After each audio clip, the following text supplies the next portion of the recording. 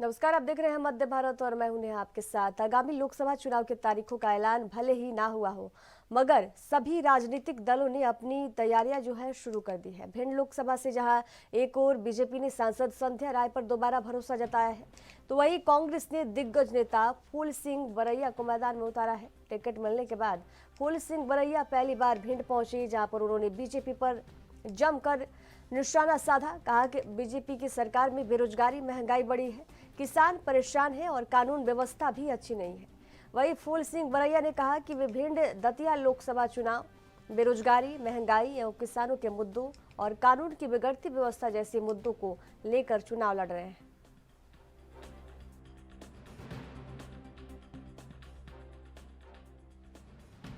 किन मुद्दों को लेकर आप चुनावी मैदान में जाओगे? हमारा सबसे बड़ा मुद्दा पहले तो राहुल गांधी जी ने जो अभी भारत न्याय यात्रा शुरू की है, उसमें उन्होंने एक मैनिफेस्टो तैयार किया है विकसित भारत के लिए।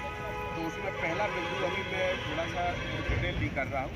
एक तो बेरोजगारी का बड़ा मुद्दा है। ये बच्चे बच्चियाँ, छात्र छात्राएँ, लड़के लड़कियाँ डिग्री करने के बाद ये कहाँ जाएंगे, इसके बारे में कभी भारतीय जनता पार्टी के प्रधानमंत्री मोदी साहब ने कभी चिंता जाहिर नहीं की, कभी इन्होंने डिस्कशन नहीं किया है, कभी इन्होंने सेमिनार नहीं किया है कि आकर पढ़े लिखे लड़के लड़कियां क्या गड्ढा खोद करके पेट भरेंगे, क्या करेंगे ये, क्या इनको क्या कहाँ भेजना चाहते हो। तो इसके बारे में कोई विचार भारतीय जनता पार्टी का नहीं है। तो राहुल जी ने उनको बुला करके खुद कहा कि इस बेरोजगारी को हम कैसे मिटाएं। तो मेरा ऐसा दावा है कि हम लोगों का इसके बाद इंडिया गठबंधन की जब गवर्नमेंट बनेगी तो हम निश्चित रूप से जो बेरोजगारी पैदा कर दी है भारतीय जनता पार्टी ने, 2 करोड़ नौकरियां हर साल खत्म की उन्होंने। आज बच्चों के हाथ में मैं समझता हूं कि भीख मांगने जैसा भी माहौल नहीं बचा है। तो इसको बेरोजगारी को हम अंकुश देंगे और हमें और मौका मिलेगा आगे, हम बेरोजगारी को संपूर्ण रूप से खत्म करेंगे। एक मुद्दा तो हमारा बड़ा ये है। दूसरा है महंगाई में 300 रुपये कमाता है और 1000 खर्च करता है, तो मुझे बताइए वो आदमी आत्महत्या करेगा कि नहीं करेगा। तो महंगाई से बचने के लिए हमें कुछ करना पड़ेगा। तो इंडिया गठबंधन का ऐलान है कि हम महंगाई पर भी अंकुश लगाएंगे, आगे आने वाले समय में महंगाई को पूर्ण रूप से खत्म करेंगे। तीसरा है किसानों का मुद्दा। अब किसान बड़ी समस्या है, देश का किसान जो है अन्नदाता कहते हैं। मुख्यमंत्री डॉक्टर मोहन यादव, पार्टी के प्रदेश अध्यक्ष और सांसद विष्णु दत्त शर्मा, प्रदेश संगठन महामंत्री हितानंद जी, प्रदेश शासन के मंत्री कैलाश विजयवर्गीय और न्यू ज्वाइनिंग टोली के प्रदेश संयोजक डॉक्टर नरोत्तम मिश्रा के समक्ष प्रदेश कार्यालय में शुक्रवार को इंदौर के महू में कांग्रेस के पूर्व विधायक अंतर सिंह दरबार, वरिष्ठ नेता पंकज सिंघवी, धामनौद नगर पालिका अध्यक्ष सीमा विष्णु पाटीदार, मध्य प्रदेश कांग्रेस कमेटी के पूर्व महासचिव और मध्य प्रदेश कांग्रेस पान उत्पादक और व्यवसाय प्रकोष्ठ की प्रदेश अध्यक्ष बसंत चौरसिया और एमपी राज्य ग्रामीण आजीविका मिशन की प्रदेश महासचिव डॉक्टर अन्नपूर्णा शर्मा, रीवा मऊगंज के नगर परिषद अध्यक्ष ब्रजवासी पटेल, ब्लॉक कांग्रेस अध्यक्ष संजय त्रिपाठी, हनुमना नगर परिषद अध्यक्ष आशुतोष गुप्ता, उपाध्यक्ष शरद जय गुप्ता, टीकमगढ़ की कांग्रेस जिला संगठन महामंत्री बडकुल, जनपद उपाध्यक्ष ललित अहिरवार सहित हजारों कांग्रेस पदाधिकारियों, जनप्रतिनिधियों एवं कार्यकर्ताओं ने भारतीय जनता पार्टी की विचारधारा और प्रधानमंत्री नरेंद्र मोदी जी के विकास कार्यों से प्रभावित होकर पार्टी की सदस्यता ग्रहण की। आज देश के अंदर भारतीय जनता पार्टी की सरकार ने माननीय प्रधानमंत्री नरेंद्र मोदी जी के नेतृत्व में पेट्रोल और डीजल पर 2 रुपए की कमी करके किसानों से लेकर सभी समाज वर्गों के लोगों को जो लाभान्वित किया है, इसके लिए मैं माननीय प्रधानमंत्री जी का बहुत हृदय से आभार और धन्यवाद करता हूं मध्य प्रदेश की ओर से कि माननीय प्रधानमंत्री ने पेट्रोल और डीजल के दामों में कमी करके ऐतिहासिक निर्णय लिया है।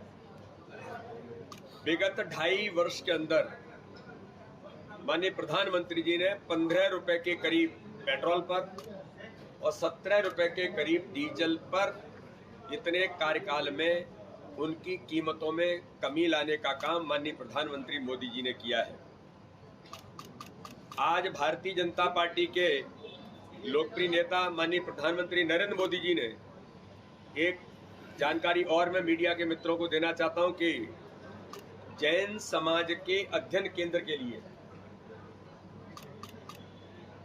इंदौर विश्वविद्यालय के अंदर जो पीठ स्थापित होगी उसके लिए 25 करोड़ रुपए का प्रावधान जो माननीय प्रधानमंत्री जी ने किया है, मैं जैन समाज के भाई और बंधुओं के लिए भी इस बात।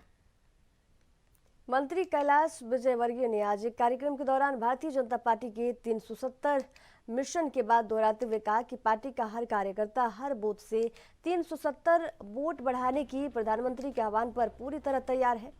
इस बार मध्य प्रदेश में लक्ष्य सभी सीटों को जीतने का और वोट परसेंटेज बढ़ाने हैं। वही हेली यात्रा की तारीफ करते हुए पर्यटन के लिहाज से पीएम हेली यात्रा बेहद उपयोगी साबित होगी।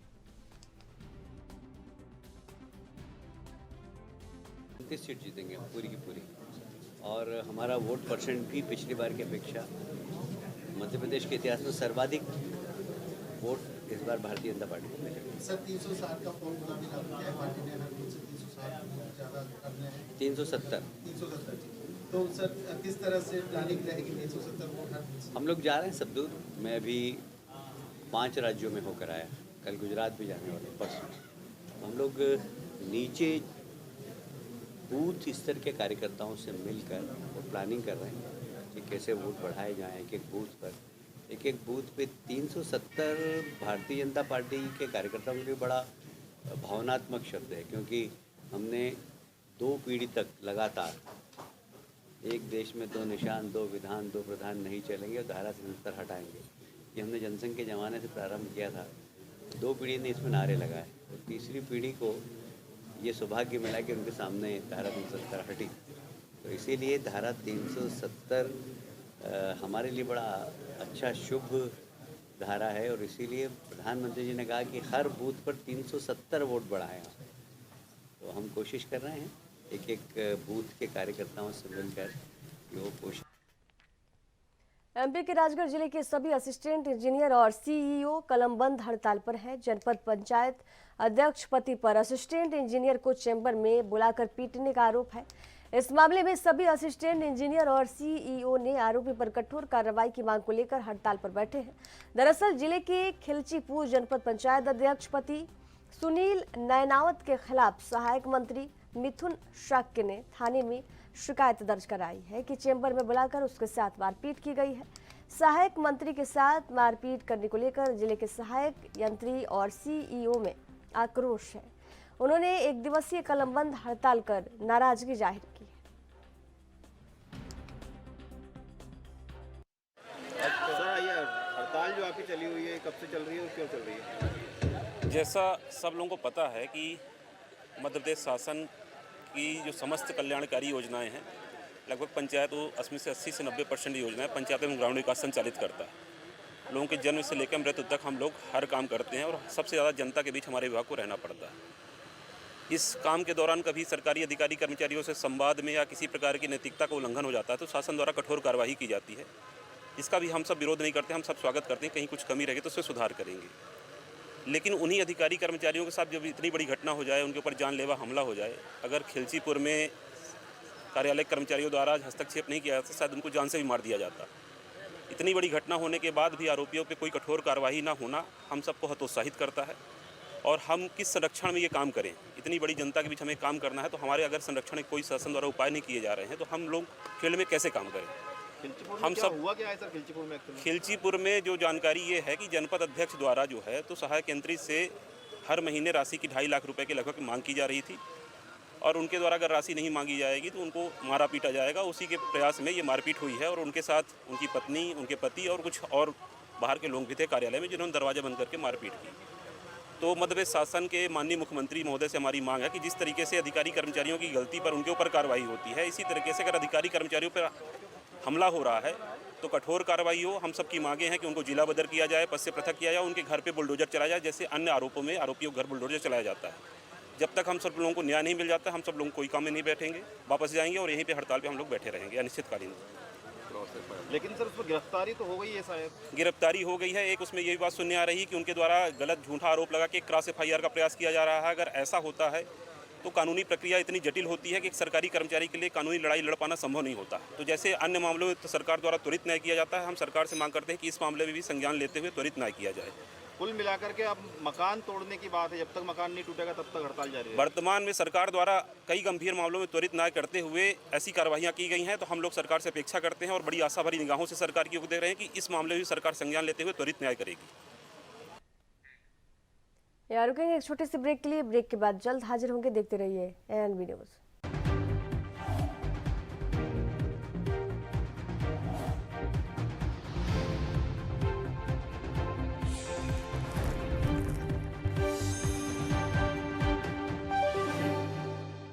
ब्रेक के बाद एक बार फिर से आप सभी का स्वागत है। जिला पंचायत में सहायक संचालक के पद पर पदस्थ पद्मनी हरदेल वर्तमान में जनपद में प्रभारी मुख्य कार्यपालन अधिकारी के पद पर है। उनकी कार्यशैली से नाराज होकर आज 2 अलग अलग मामलों में शिवसेना नेताओं और जनपद अध्यक्ष सहित 13 सदस्यों ने मोर्चा खोल दिया है। जनपद अध्यक्ष लालिमा ठाकुर ने बताया कि पिछले 4 माह से प्रभारी मुख्य कार्यपालन अधिकारी पदस्थ है। तब से लेकर अब तक केवल एक बार सामान्य सभा की बैठक आहूत की गई है। वे ज्यादातर जनपद से नदारद रहती हैं, जिसके चलते कई कार्य पेंडिंग पड़े हुए हैं। इस तरह के कई मामलों में जब उनसे मिलने चेंबर में जाते हैं तो समय से नहीं कहकर मुलाकात नहीं करती हैं। हाँ, ये अभी हमारे जनपद अध्यक्ष गरियाबंद और सदस्य लोग जो आए हुए थे, तो उनका कुछ सीओ जनपद पंचायत गरियाबंद से कुछ शिकायतें हैं कि मतलब जो व्यवहार है या जो उनका भुगतान के संबंध में या जो कार्य हैं कुछ पेंडिंग रहते हैं। इस संबंध में उन्होंने एक शिकायत पत्र प्रस्तुत किया है। इस संबंध में इसमें तत्काल जो भी जांच करके इसकी कार्रवाई करेंगे। समस्या तो बहुत बड़ी है, 4 महीने से चल ही रही है। हम लोग सहन शक्ति अब जवाब दे दिया, इसलिए हम कलेक्टर सर के पास आए हैं।